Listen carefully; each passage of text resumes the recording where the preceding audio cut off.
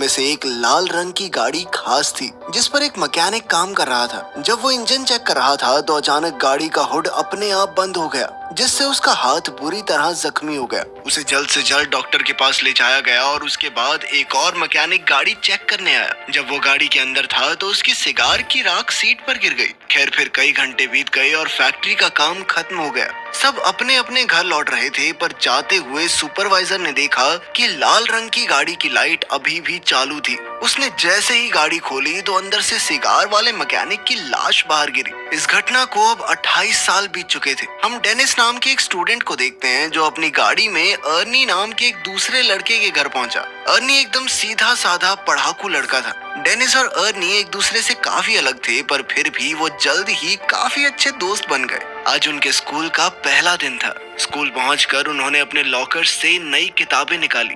तभी उनकी नजर ली नाम की एक नई लड़की पर पड़ी, जिसकी खूबसूरती ने स्कूल के सभी लड़कों को दीवाना कर दिया था। बाद में जब डेनिस और अर्नी घर लौट रहे थे तो अर्नी को अचानक एक घर के बाहर एक गाड़ी दिखाई दी, तो उसने डेनिस को तुरंत रुकने को कहा। उन्होंने जब पास जाकर देखा तो वो एक लाल रंग की क्लासिक कार थी।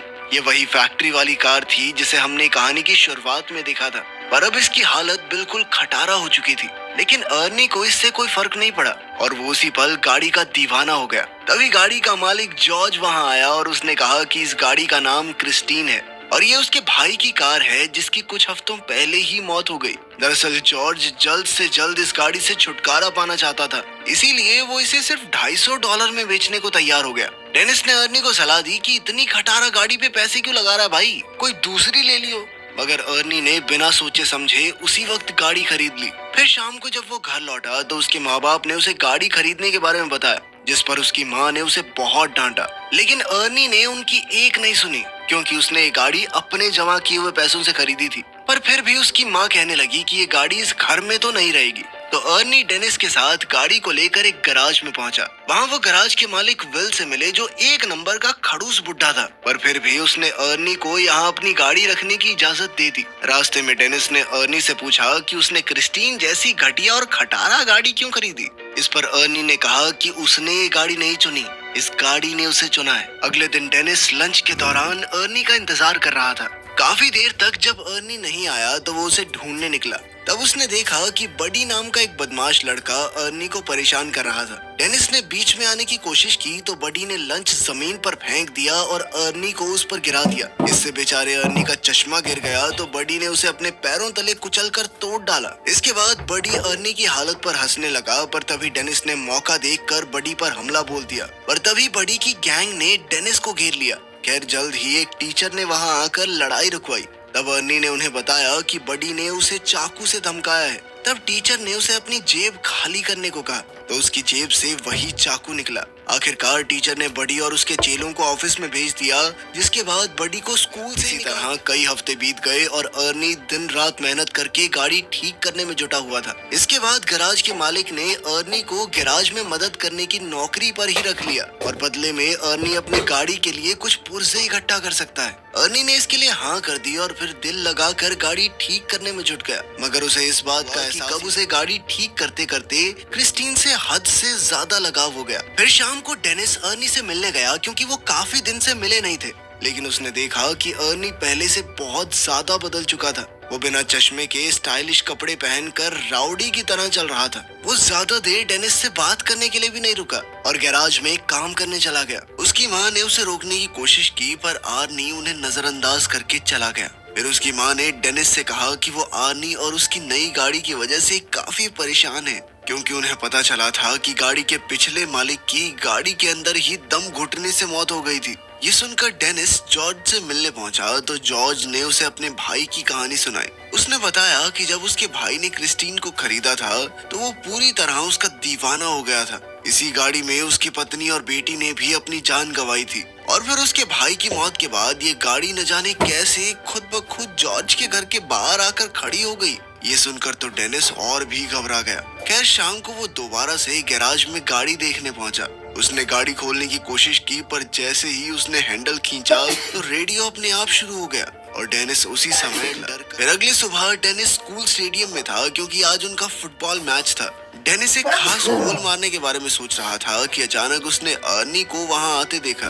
उसकी गाड़ी क्रिस्टीन एकदम टिप टॉप हो गई थी, जिसे देखकर बड़ी और उसके दोस्त भी हैरान रह गए। उधर ली भी गाड़ी से बाहर आई और उसने सबके सामने अर्नी को चूम लिया। ये देखकर डेनिस को थोड़ा गुस्सा आया और मुकाबले से उसका थोड़ा ध्यान भी हट गया।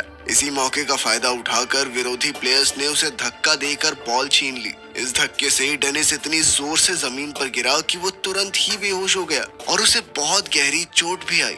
इस घटना के कई दिन बाद डेनिस की आंख खुली तो उसने देखा कि वो एक हॉस्पिटल में था और उसकी टांग और गले में प्लास्टर लगा हुआ था। तभी आर्नी उससे मिलने आया। तब डेनिस को एहसास हुआ कि उसका दोस्त कुछ ज्यादा ही तेजी से बदल रहा है। कहाँ 1 महीने पहले वो एक डरपोक सा लड़का हुआ करता था जो अपने घर वालों की हर बात मानता था। खैर अर्नी जल्द ही उसे अलविदा कहकर निकल गया। फिर शाम को वो ली के साथ मूवी थिएटर गया और बाद में वो दोनों गाड़ी में ही एक दूसरे को चूमने लगे। पर जब मामला आगे बढ़ा तो ली अचानक उतरकर गाड़ी से बाहर आ गई। अर्नी उसके पीछे गया तो ली कहने लगी कि मुझसे ज्यादा तो तुम इस गाड़ी से प्यार करते हो। अर्नी को उसकी बातें बहुत अजीब लग रही थी, लेकिन फिर भी उसने जैसे तैसे ली को मनाकर वापस गाड़ी में बैठाया। लेकिन उसी समय अचानक विंडशील्ड खराब हो गई तो अर्नी बाहर निकलकर देखने लगा। अंदर ली कुछ खाने ही लगी थी कि अचानक गाड़ी का रेडियो अपने आप चालू हो गया। उसी समय डैशबोर्ड से बहुत तेज रोशनी आई और ली को लगा कि उसका गला घुट रहा है। उसे सांस नहीं आ रही थी तो अर्नी तुरंत उसकी मदद के लिए दौड़ा,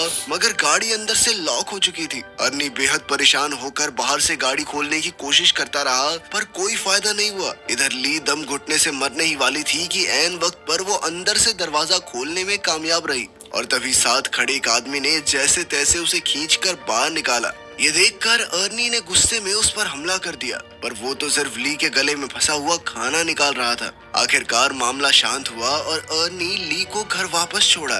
ली गाड़ी से निकलते ही घर में घुस गई और उसने कहा कि वो अर्नी से कोई बात नहीं करना चाहती। अर्नी ने उससे माफी मांगने की कोशिश की, पर ली के दिमाग में छप चुका था कि इस गाड़ी ने मुझे मारने की कोशिश की है। और तो और उसे लगता था कि क्रिस्टीन उससे जलती है, क्योंकि जब भी वो गाड़ी में इकट्ठे होते हैं तो कुछ न कुछ गड़बड़ हो जाती है। ये सब सुनकर अर्नी को लगा कि ली के दिमाग को धक्का लगा है, इसलिए उसने कहा कि वो कल बात करेंगे। फिर अर्नी वापस गाड़ी में बैठा, मगर गाड़ी चालू ही नहीं हो रही थी। तब उसने क्रिस्टीन से बात करते हुए कहा कि आज ली के साथ जो भी हुआ उससे कोई फर्क नहीं पड़ता, क्योंकि वो क्रिस्टीन से हमेशा उतना ही प्यार करता रहेगा। इसके बाद उसने चाबी घुमाई तो गाड़ी तुरंत ही चालू हो गई। अब वो सीधा गैराज पहुंचा और क्रिस्टीन को वहीं छोड़कर घर वापस चला गया। पर तभी उसके पीछे से बडी और उसके दोस्त गैराज में घुस गए। उन सबके पास तरह तरह के हथियार थे और देखते ही देखते उन्होंने पूरी गाड़ी तबाह कर दी। फिर अगले दिन अर्नी ने ली को जैसे तैसे मना ही लिया और फिर वो दोनों गैराज में आए ताकि अर्नी गाड़ी से अपना वॉलेट निकाल सके। मगर जैसे ही वो अंदर गए तो क्रिस्टीन को तहस नहस देखकर अर्नी को बहुत बड़ा धक्का लगा। ली ने हैरान होकर पूछा कि ये किसने किया, मगर अर्नी अचानक बिना बात के उस पर चिल्ला पड़ा और उसने ली को दूर चले जाने को कहा। बाद में अर्नी ने अपने माँ बाप को इस बात